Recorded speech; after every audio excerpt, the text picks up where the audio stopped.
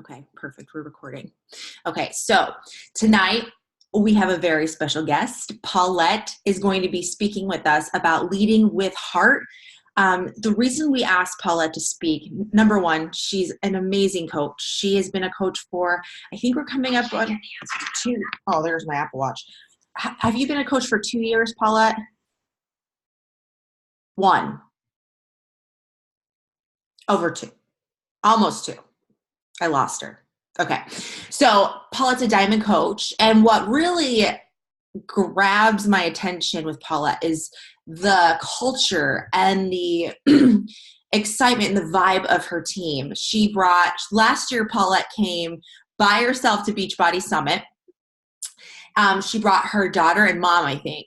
That's who came with you. And this year, Paulette had 4 or 5 of her personally sponsored coaches with her in Indianapolis. Is that right? So 3 girls actually came, not 4, but okay. Margie is one of them. I kind of took Margie on. So yeah, yes. I guess you can say 4. Okay. Well, and you can just, every time I've ever been on Paulette's team calls, there's just been such a great atmosphere and chemistry with everybody. And I just love how Paulette leads and how she runs her team. So I asked her to come on tonight and share with us some of the top things that has helped her grow her business. So that we're not here all night, I'll go ahead and kick it over to Paulette and have her talk to you about leading. Thank you. Okay, so first of all, I just want to tell you guys a quick story. I am actually very nervous to do this call, and it's crazy because I was asked last week, or when I was at Summit, by the Hispanic side of corporate, like Beachbody Corporate, to speak on their Hispanic page, which has like 16,000 people or over 16,000 people on, and I was not nervous at all. But somehow this call really makes me nervous, and I don't know why. And I was trying to figure out why this makes me nervous. And I think it's the fact that I know so many of you guys, and like actually I'm very inspired by all of you, starting of course with Anita, because she has been my main example. You know, like I met her last year at Summit was my first time meeting her, and it really stems from there. Like I had 0 expectations for what was going to happen during this weekend in Indianapolis. And I just remember going to the brunch, and like I knew there she is, that's my coach. I'm probably just going to go wave at her, say hi, and go hide in my little corner, right? And it wasn't like that. Like she welcomed me, she hugged me. It was like, oh my gosh, like she knew me forever, and she made me feel like right at home. And she felt so real, so raw and so real. And I just like love that about her. I still do. I think all of you can agree with me on that point. And so I think for me, it was like, oh my gosh, like that's what I want to be for my coaches. Like I want to be the kind of person that, you know, they can see right through. And so I think that's really where it comes from. It stems from like having a really good lead and an example in Anita, and just trying to like put down the boundaries and be true with all of my coaches. And so I think that's kind of like where my culture, or our culture, I shouldn't say my culture, but our culture really took off, is like that I just decided like I was going to be honest with my coaches. I was going to just show myself as I was, my happy moments, my sad moments, like they know so much about me. And because I was able to kind of let down that wall, they did the same thing for me. So like I feel like I have so many little conversations privately with my coaches. And I will say over the past like 6 to 8 months, my team has been, I mean, individually, they all have gone through really, really tough situations. And I'm talking like, you know, I'm obviously not going to call names, but we're talking divorce and suicide attempts and things that are crazy, and they're real. And these people on my team trust me with this information, but the best part is that we all come back and they share it with the team. They feel as though, even though they not all of them have met each other personally, they can share these kind of like very personal experiences. And I think that's really the base of our culture, is that while we know each other because of Beachbody, that isn't what holds us together. What holds us together is talking about the real stuff that everybody goes through, you know, like the shit that nobody wants to like talk about or put out there, we share with each other, and that connects us on a level that is like so deep that at the end of the day, like I tell my coaches, like, I don't care if you ever decide to not do coaching, you will always be my friend. And I think they believe that. They really do believe that I'm there as a friend, because I don't consider myself any higher or the head or the top. I am just one of them. And we each have our own like individual like skill sets and strengths. And I just try to capitalize on all of that. And I think they each know from me, like, what are the things that they're really, really good at, because I make sure I tell them all the time. I know for me, I needed Anita to tell me, hey girl, you need to go diamond. Hey, you can do this. Hey, you're going to have to start hitting SC10 on like ongoing, like no more SC6. Like I needed to hear all these things from somebody else for me to believe it. And I've been able to do that, but she had to tell me first. So I try to do the same thing for my coaches, because they don't see all the amazing things that they're capable of, but I do. I see their potential. I see them walking on the stage. I see them leading national wake up calls. I see it in my head, and I make sure I tell them that, and I tell them that they can do it too.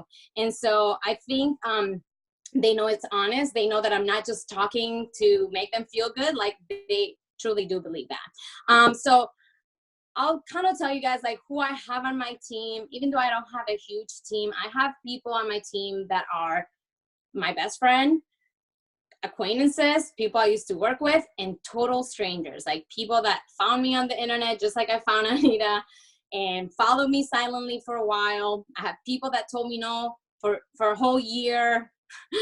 I don't know how many invitations. I think we said like 85 invitations, and she said no. She's now on my team and she's rocking it. So I have like all sorts of people, which I'm sure you guys do too. We have a mix, right?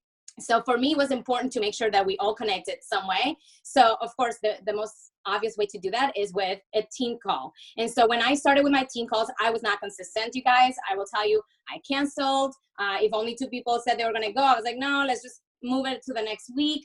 And then it became to a point where I was like, you know what? No, I'm going to show up. Even if nobody else shows up, I will be there and I will record the call and I will send it out if I have to. That has never happened, thank goodness.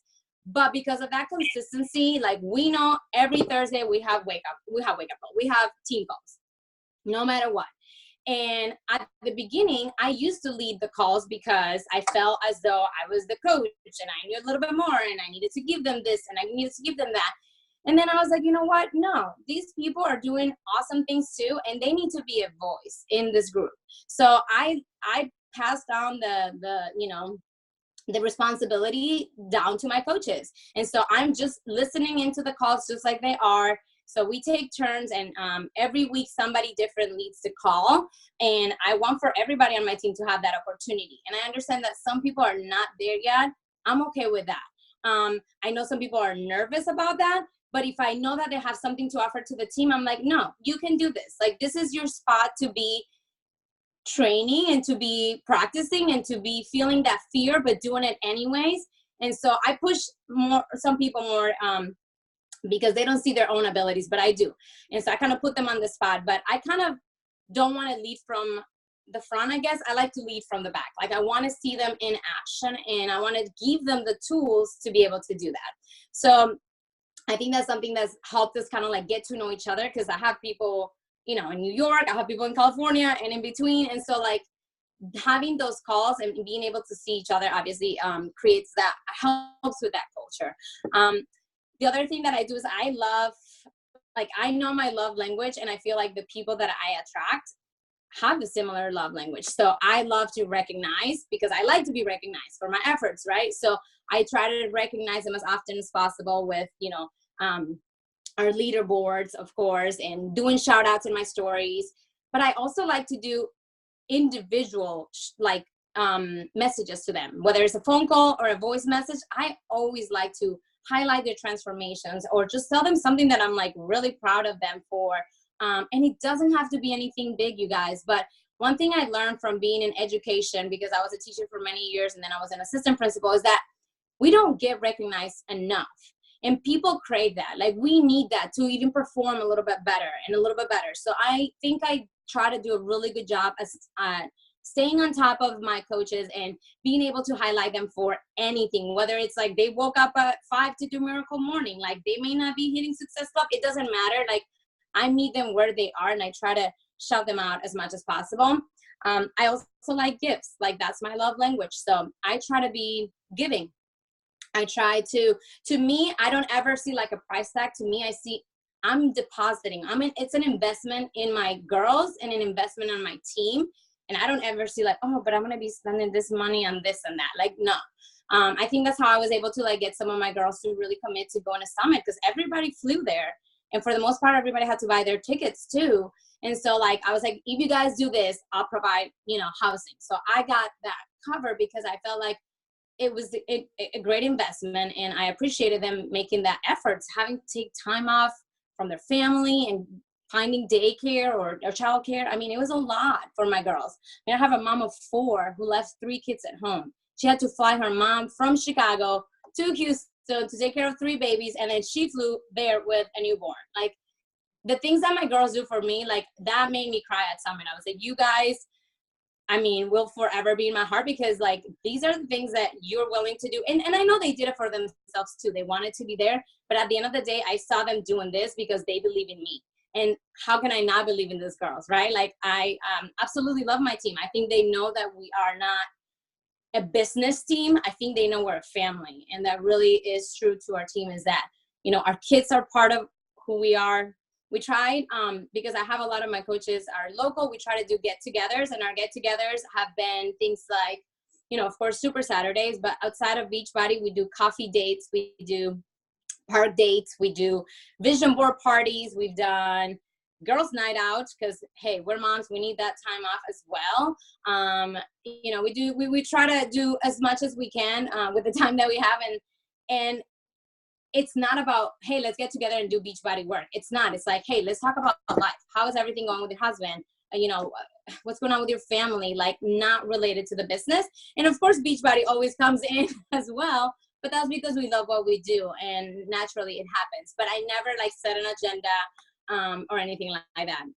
So those are some of the things I'm trying to see, because I created like a list of things, because the teacher and me cannot handle just being all over the place. So I like to do at the beginning when my coaches sign up, I like to do a lot of like one-on-one calls with them, usually a Zoom call or a FaceTime call, because especially if I don't know the person, I like to get to know their personality.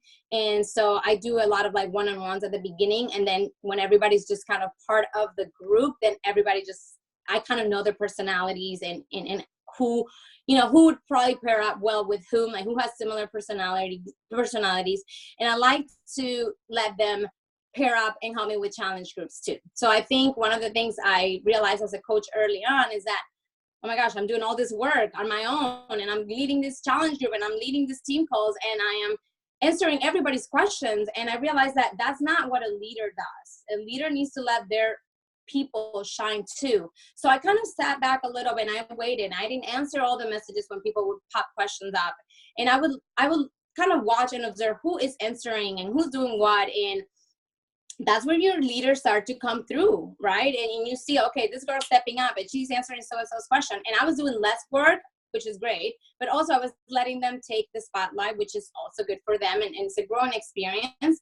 And so like now I lead my challenge groups with my coaches, and they pair up. So I pair up people that have never met each other, and they work together for a week, and they put together, all of our content for our challenge groups. And that creates that bond between them, which I also want, because while I may be like the central person, right? Like they all know each other because of me. I want them to be each other's friends without me being in the picture. And that's exactly what I saw at Summit is like, I had my best friend, I had a coworker of mine who I've never would have been friends with had I not done Beachbody, and I had a total stranger who I found, who found me on Facebook.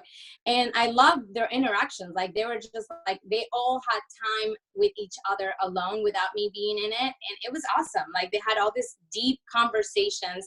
And I think they walked away from that trip feeling like these are friends for life. Like these are not just like the people I get to work with.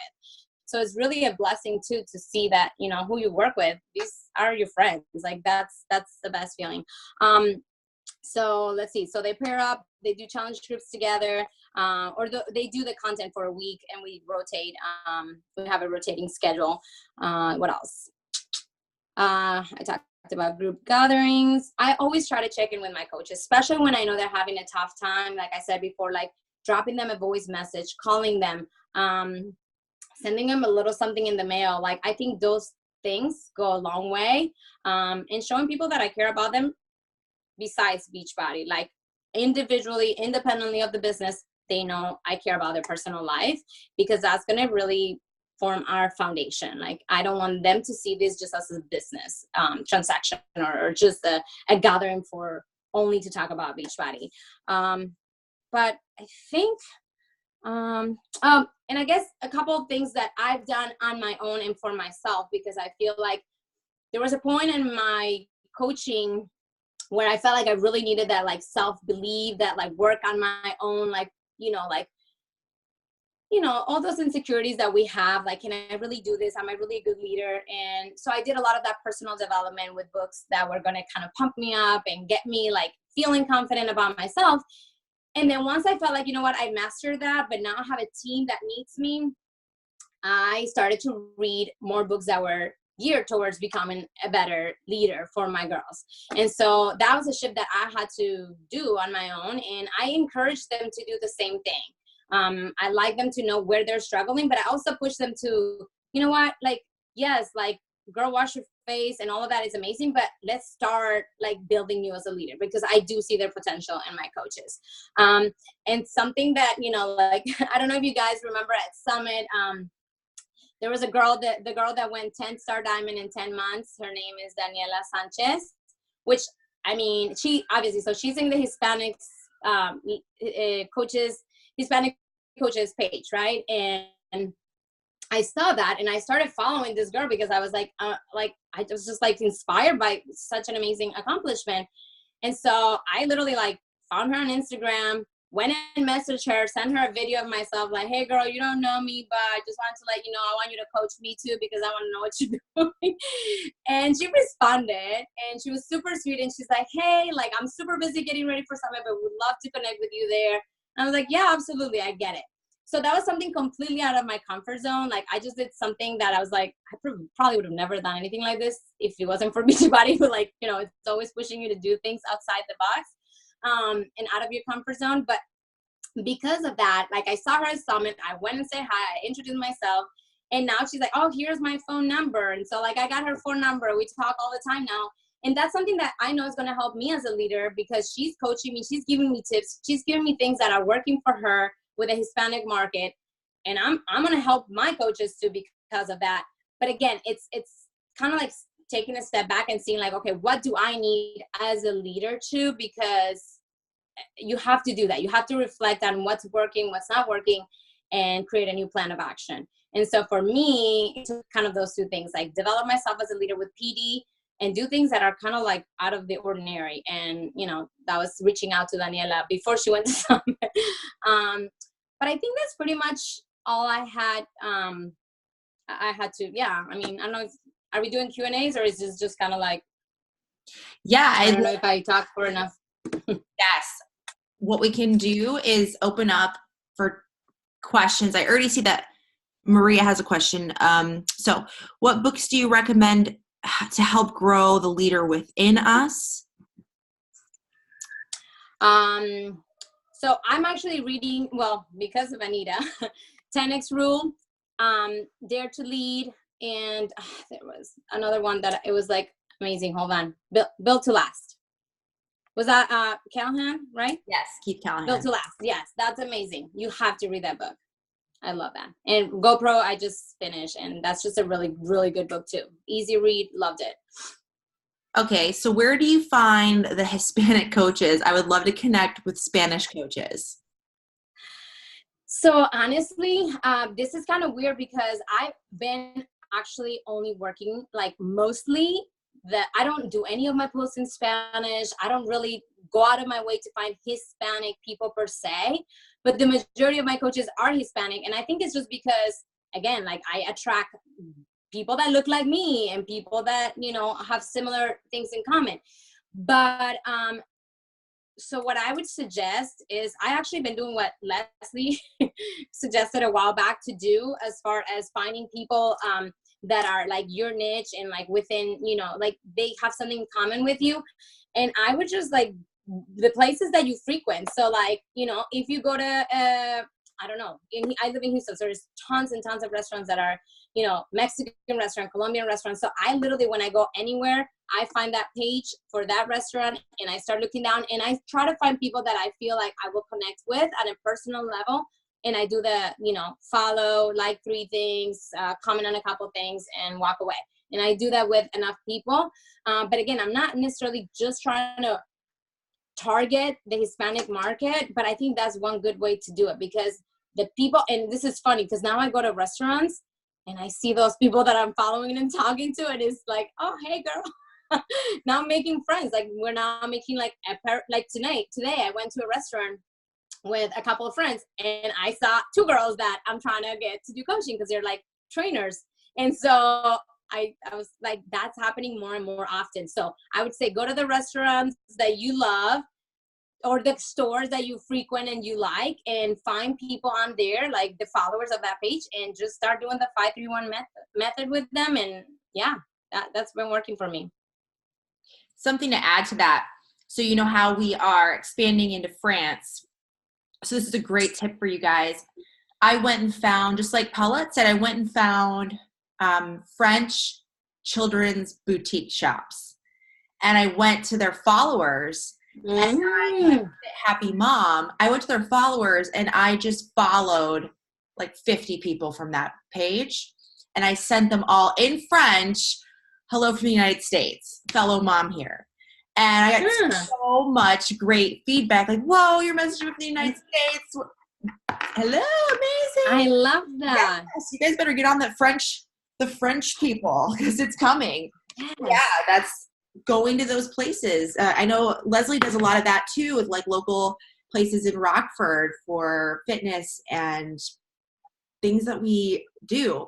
And I love what you said about attracting who you are, because if you just continuously put yourself out there, look at Paulette and then look at me. Paulette is my coach. We have the same, like almost the same exact features. Like it's really funny. We're like, we could be sisters. Yeah. But that's the case with almost all of Paulette's leaders. They all have a similar look to them. And I've noticed that within my downline, my personally sponsored coaches that are working the business that I'm closest to, a lot of the same features, a lot of the same interests, tattoos. I mean, we all just so happen to love tattoos. We, just little things, because we're putting ourselves out there. Mm-hmm. And that's what we talk about is what we attract. So if you're constantly talking about things that are negative or things that aren't impactful in a good way, then you're going to attract the wrong people. So you want to put out there all the best qualities of yourself, for sure.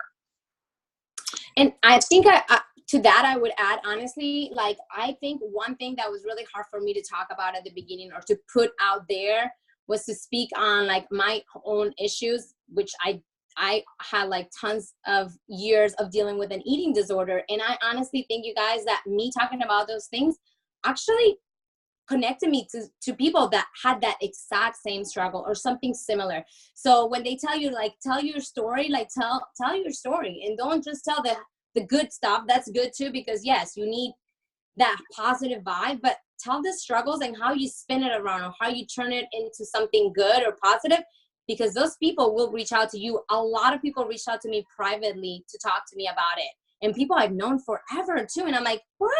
I didn't know that. And so it helps you connect with people in a different level. And who knows, they may join us as a coach eventually or a challenger, but those connections are important too. Yep. All right. Any other questions? Yes. Google Translate is what I've been using. And so I actually try to speak French on my Instagram stories today. And I got a message. It's like, you said it wrong. You typed it wrong. I'm like, hey, at least I tried. I think I get points for trying. Something that I noticed when we went to visit France 2015, they love it when you try. They don't care if you're butchering it. French people, their culture, they love it if you at least try.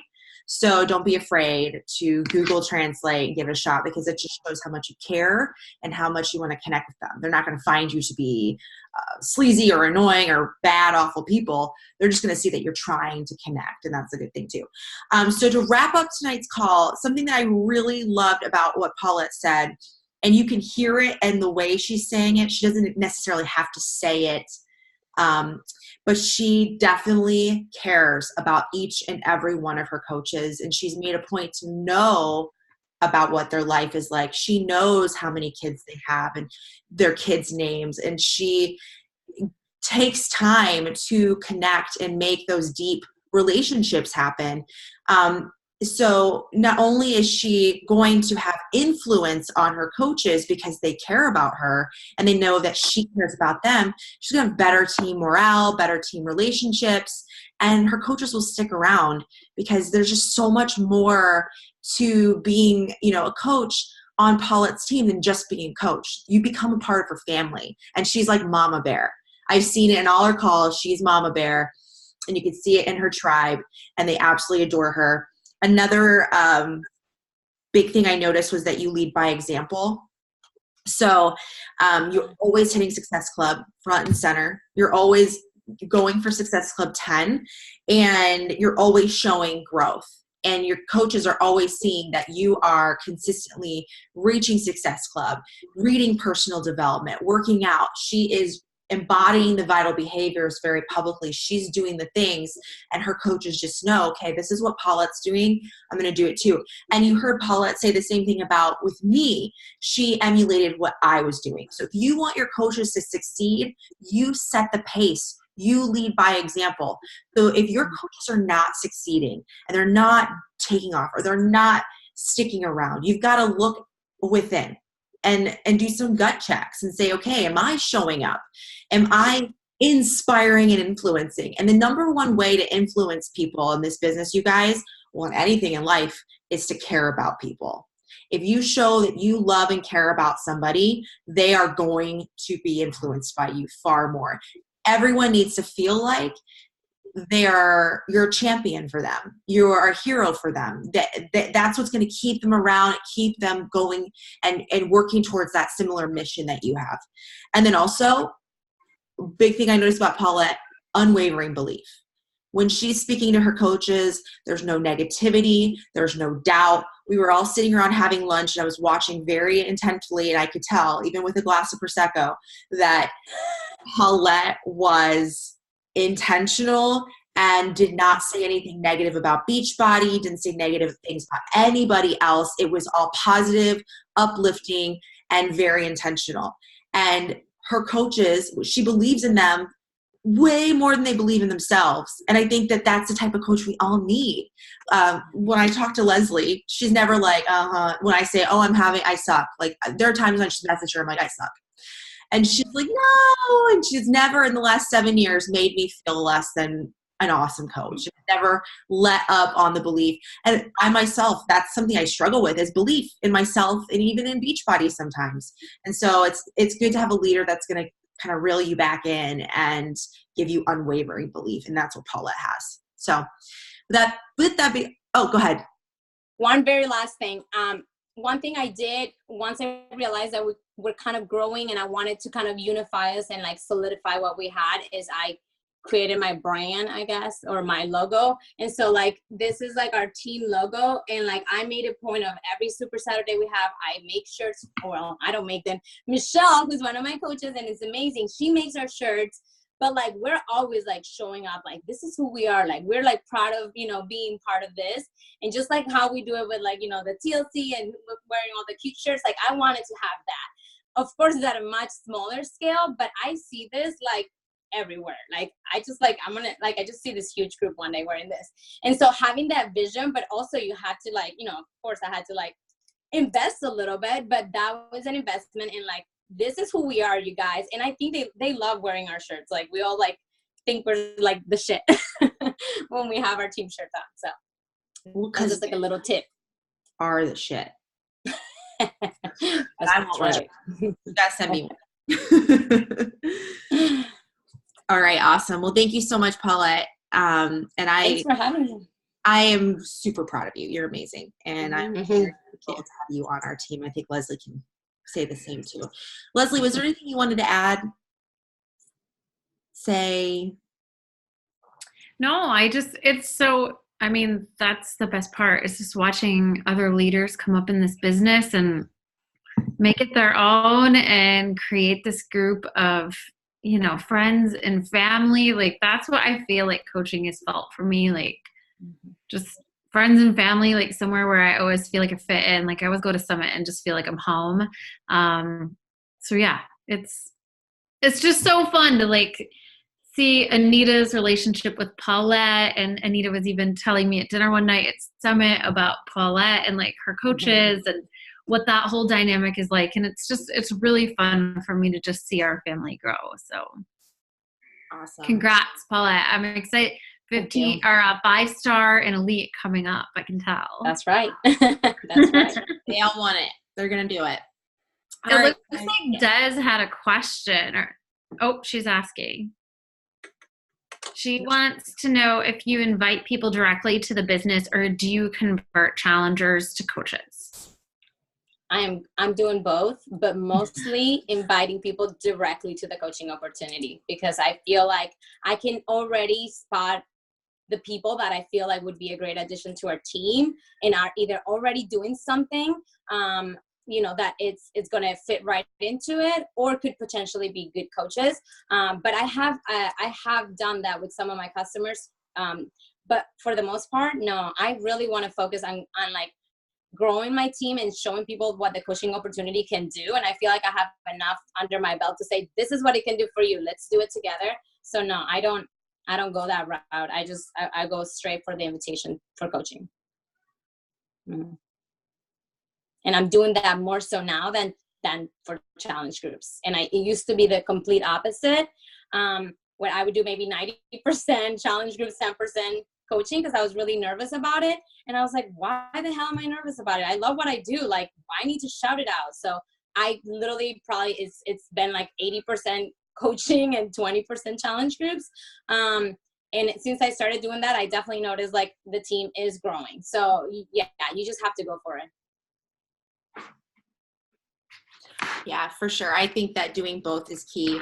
But I guess, you also have to lean towards your strengths. Like, what are you most passionate about in this business? For me, my biggest transformation was the financial and business part. So I feel really confident talking and passionate talking about that side. So I'm kind of in the same boat too. And I know I came on board for fitness and business. So that's kind of what I'm trying to find, people that want both. I was like, okay, this money part's a perk, but I really need to lose this weight. So I want to do both.